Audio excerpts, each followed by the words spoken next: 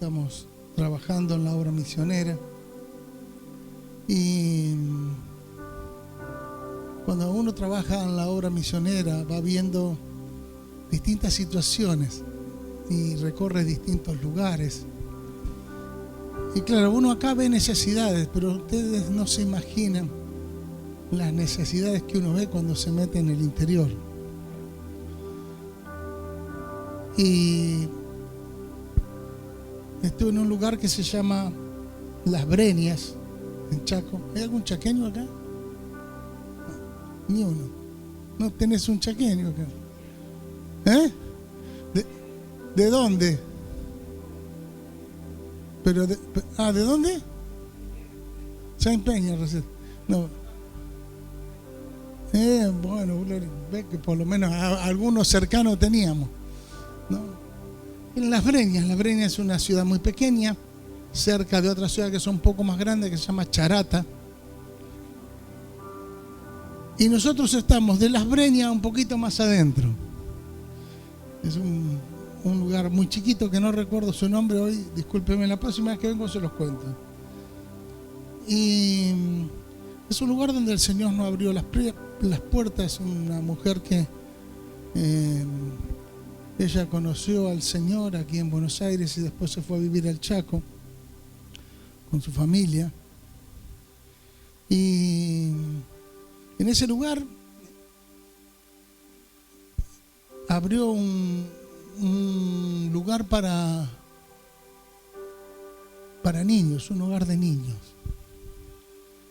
Y era un lugar que funcionaba muy bien, pero el gobierno la quiso obligar a hacer cosas que no estaban de acuerdo con lo que Dios dice. Entonces decidieron cerrarlo, pero en su corazón había un anhelo de que ese lugar sea utilizado para la gloria del Señor. Y el Señor nos abrió una puerta, pero también una gran responsabilidad. En ese lugar hay un salón hermoso, impecable. Yo quería que pasemos un pequeño videito que tenía, pero no se pudo, no importa. Hay un salón impecable, muy lindo, que es para tener reuniones, los cultos al Señor. Hay también una casa para un futuro pastor de ese lugar, y también una casa donde se puede hospedar gente. Y claro, cuando uno va a esos lugares, uno encuentra de repente necesidades de las que nosotros no estamos acostumbrados a ver, ni aún en los peores lugares que nos toca ver acá. Y mi padre perdió a su mamá cuando era muy chiquito. Su papá lo abandonó y fue criado por sus abuelos. Y sus abuelos eran muy pobres, vivían en lo que se llamaba en aquel tiempo una villa miseria. Y en ese lugar fue criado. La mayoría de sus tíos hermanos, digamos, eran borrachos, jugadores, mujeriegos. Y especialmente el mayor, su tío, el hermano, digamos, mayor, era tremendamente vicioso y metido en el pecado. Un día desapareció de su casa y nadie sabía dónde estaba. Su madre todos los días pensaba en él. Me imagino que el resto de la familia también lo extrañaba, aunque era lo que era, pero era el hijo. ¿Vieron, no? Los padres siempre pensamos en nuestros hijos.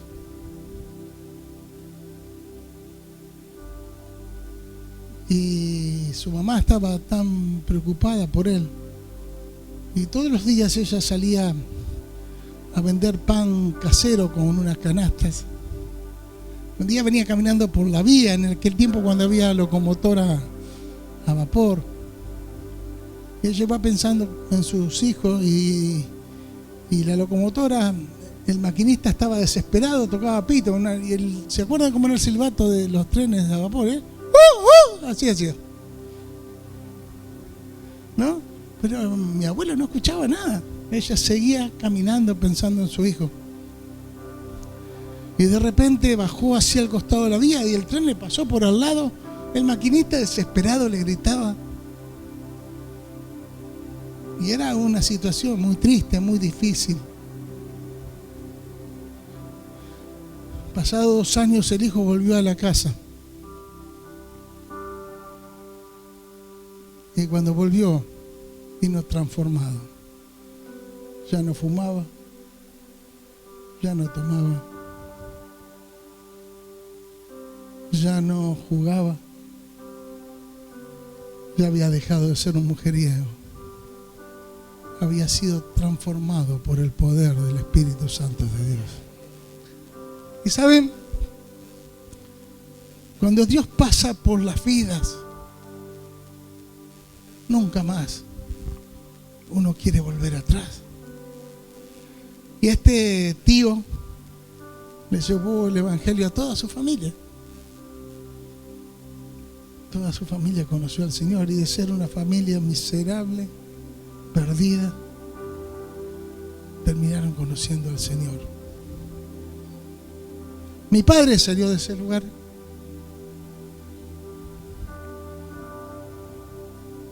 Y él se propuso en su corazón ser distinto. Y saben, Dios bendijo, prosperó su vida. Tuvo 7 hijos. Y gracias a Dios todos estamos caminando en el camino del Señor.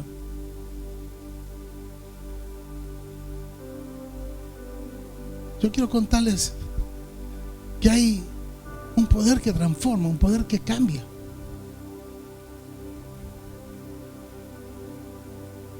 Es el poder que está en Jesucristo. Quiero compartirles una palabra. Quiero que leamos en Lucas capítulo 8. El versículo 22. Dice: aconteció un día que entró en una barca con sus discípulos y les dijo: pasemos.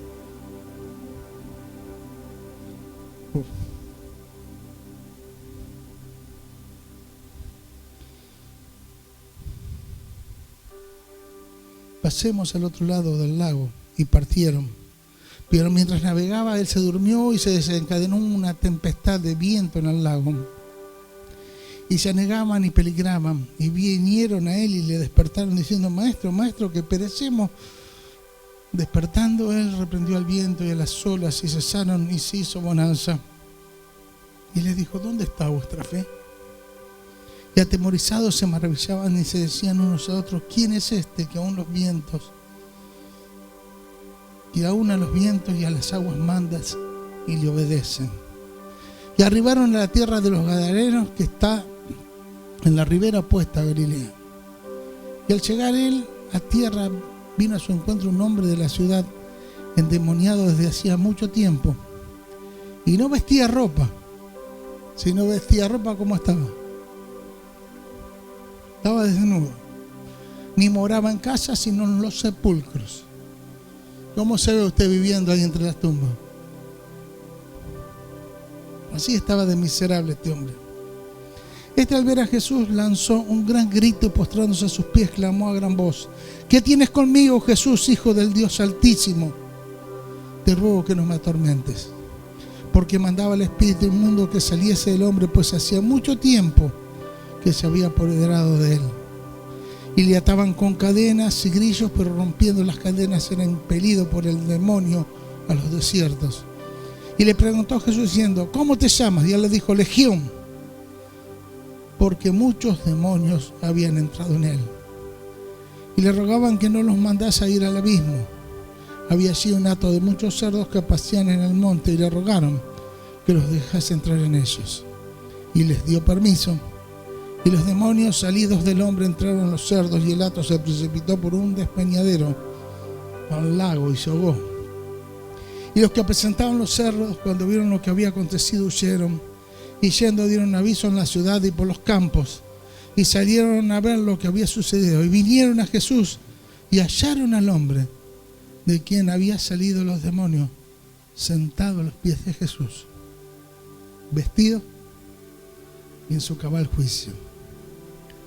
Y tuvieron miedo, y los que los habían visto le contaron cómo había sido salvado el endemoniado. Entonces toda la multitud de la región alrededor de los Gadarenos le rogó que se marchase de ellos, pues tenían gran temor. Y Jesús, entrando en la barca, se volvió, y el hombre de quien habían salido los demonios le rogaba que le dejase estar con él. Pero Jesús le despidió diciendo: vuélvete a tu casa y cuenta cuán grandes cosas ha hecho Dios contigo. Y él se fue publicando por toda la ciudad cuán grandes cosas había hecho Jesús con él.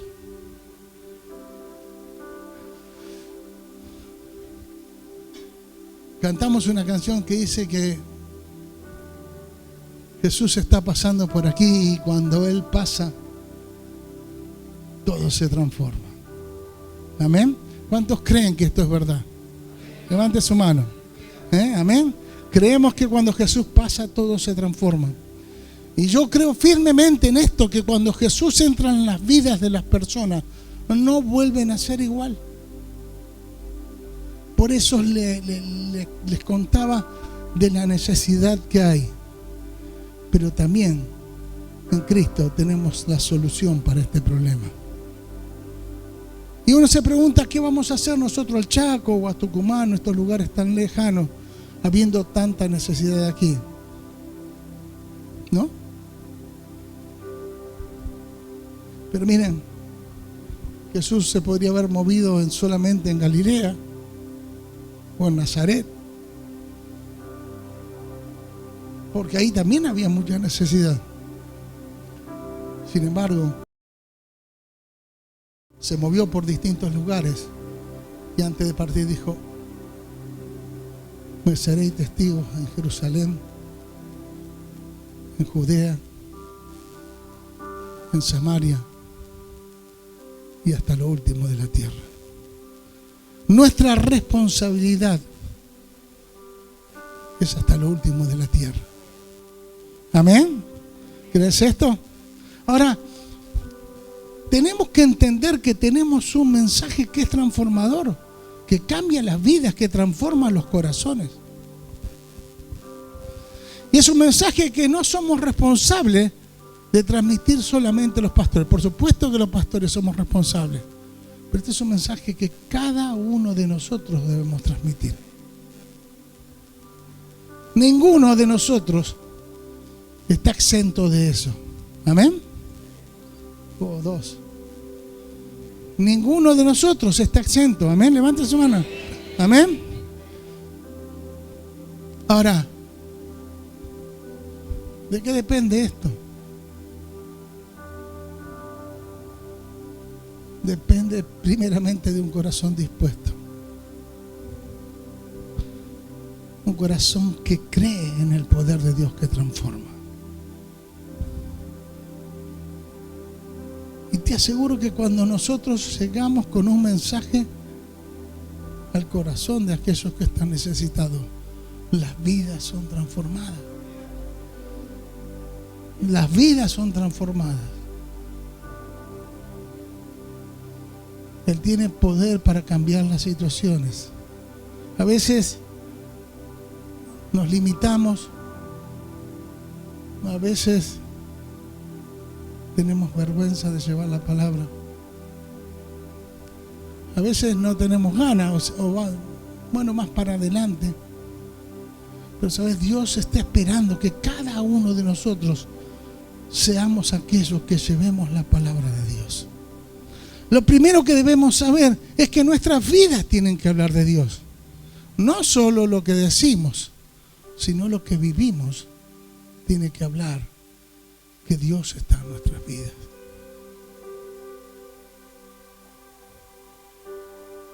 ¿Cómo habla tu vida?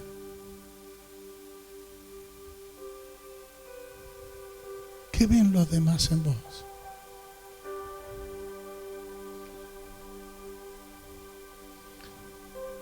Cuando los demás vean a Jesús en tu vida, ellos mismos te van a decir: yo quiero tener lo que vos tenés. Y si lo digo por experiencia.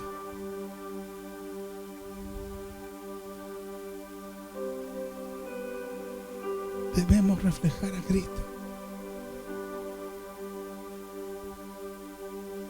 Nuestra vida debe mostrar que Jesús está en nosotros. Cuando Jesús entra en nuestras vidas, hace que cambiemos nuestra manera de vivir.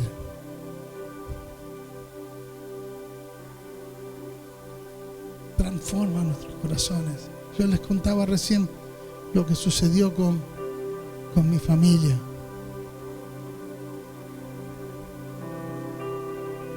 Jesús transformó la vida de mi familia. Y este hombre, que era un sinvergüenza, fue transformado por el poder del Señor, y toda su familia, al ver el cambio en él, conoció a Jesús. La gente tiene que ver en nosotros a Jesús.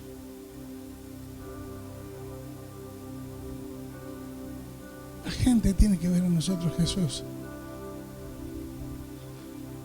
Por otro lado, le quiero contar el otro lado de mi familia. Yo soy un privilegiado. Yo nací en un lugar cristiano y para mí fue una bendición haber nacido en ese lugar. Mi tatarabuela estaba barriendo la vereda de su casa y pasó un hombre y le dijo: señora, yo quiero venderle una Biblia. ¿Qué es eso? Es la palabra de Dios. Claro, mi bisabuela quedó impactada que le digan que era la palabra de Dios. Le dijo: bueno, mire, yo no se la puedo comprar porque no está mi marido. ¿Y a qué hora viene su marido? Y bueno, mi marido llega a las 12:30. A las 12:30 yo vengo para acá. Así que a las 12:30 llegó mi tatarabuelo. Y aparece este hombre con la Biblia ahí. Y le dice: mire, yo tengo la palabra de Dios y quiero vender la Biblia, que es la palabra de Dios. No sé, mi tatarabuelo le dice: bueno, yo se la compraría, pero en esta casa nadie sabe leer ni escribir. Y él tenía 4 hijos varones. Y este hombre le dijo: usted cómpreme la Biblia y yo voy a venir todas las tardes a enseñarle a leer y a escribir a usted y a su familia. Y yo le doy gracias a Dios por este hombre.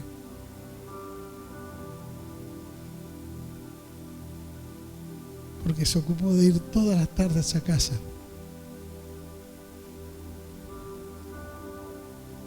Y toda la familia aprendió a leer y a escribir con la Biblia. Lo importante para él no era vender la Biblia, era que a quienes les llevaba la palabra de Dios conozcan a Jesucristo. Y toda mi familia fue transformada por el poder de la palabra de Dios.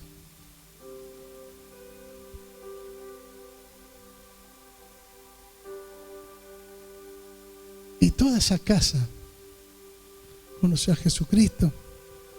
Fundaron la iglesia allí en Santa Fe, una de las primeras iglesias evangélicas en Santa Fe, de la que yo tuve el privilegio de estar allí. Pero ¿saben? Hubo alguien que se dispuso a llevar la palabra del Señor. Esa familia fue transformada para la gloria del Señor. Y esa es la herencia que el Señor me dio.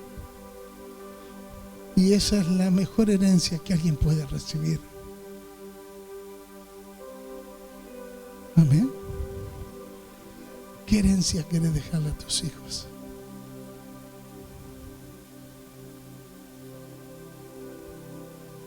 No hay nada, absolutamente nada mejor que nuestros hijos conozcan al Señor. Una casa donde habita la presencia de Dios es una casa bendecida. Yo no tengo más que decir que mi casa ha sido bendecida. Y yo doy gracias porque hubo hombres y mujeres dispuestas a llevar la palabra del Señor y hacer esfuerzo. Yo me imagino a este hombre haciendo el esfuerzo para enseñarle a leer y escribir a esta gente. Pero lo más importante es que todos conocieron a Jesús. Y cuando Jesús pasa, todo se transforma. Es el mismo Jesús que tiene el poder para cambiar tu vida y para que a través tuyo otros cambien. Otros cambien. Cada uno de nosotros somos responsables de transmitir y de llevar este evangelio lleno de poder y de gloria. Cada uno de nosotros. Dios no nos ha dado, dice su palabra, no nos ha dado un espíritu de cobardía, sino de poder, de amor y de dominio propio. Ese es el espíritu que tiene que haber en nosotros. Ese es el espíritu que Dios ha puesto en sus hijos. Un espíritu de poder, de amor y de dominio propio. Aleluya. ¿Cuántos tienen este espíritu? Aleluya. Te invito a que te pongas de pie. Aleluya. Yo quiero orar por ustedes esta tarde. Levanta tus manos al cielo. Aleluya. Si de verdad querés que el Señor use tu vida, decir en esta tarde: yo quiero que uses mi vida, Señor.